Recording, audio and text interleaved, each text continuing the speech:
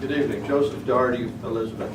Question, sir. You said on any matter before the board. I have appeared here in the past and on just general matters. That's fine. Okay. Whatever you want to say.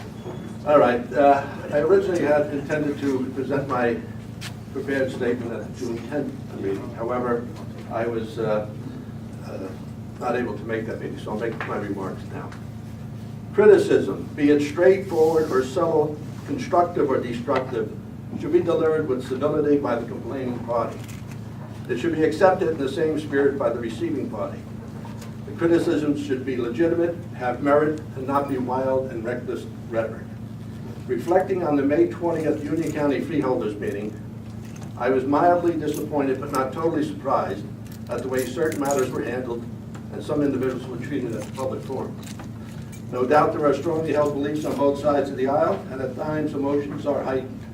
The atmosphere in this room that night was highly charged with fiery rhetoric and emotional outbursts. No doubt the dueling parties were convinced that they were in the right and viewed the opposition in a negative, nasty, and at times downright loathsome light. The opposing factions had valid points, but I believe more flexibility and courteous consideration should be given to the concerned citizens who take the time to participate in the democratic process and make sound suggestions to their elected representatives on how to better serve the people.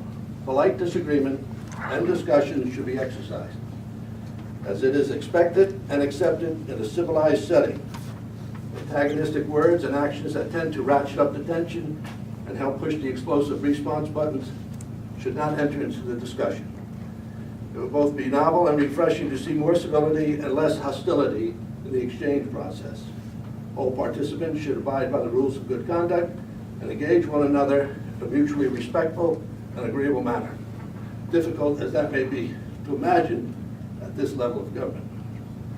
It's no secret that I have a less than flattering opinion of Union County government, and I have appeared before this board on several occasions to express that opinion.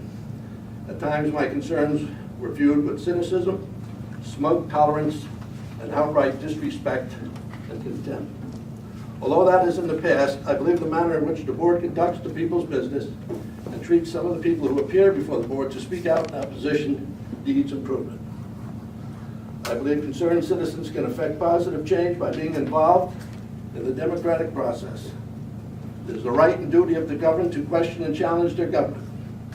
The government has a duty and obligation to provide honest answers and sound solutions to those questions and challenges. Respecting, protecting, and participating in the right to engage in civil discourse is a cornerstone of our democratic republic. Let us all keep that in mind every time the citizen and the public servant exchange different views. The winds of change are sweeping across the nation as the people take back their government. They are fed up with the unresponsive politicians and bureaucrats who ignore their demands for an end to runaway taxes and fiscally irresponsible spending. They are deeply concerned at the far left direction this country is being taken. They are enraged that the country's borders are porous and out of control. A foreign free-for-all is allowed to continue unabated. It is a well-known fact that not all illegal aliens who breach our borders are the poor, huddled masses looking to be free. They come from all points on the compass. There are criminals, violent street gangs, drugs and weapons smugglers, and human traffickers, along with potential terrorists, assaulting our sovereignty and threatening the peace and security of our nation. It must stop. The status quo in Union County government is in the crosshairs of this Take Back Our Government campaign.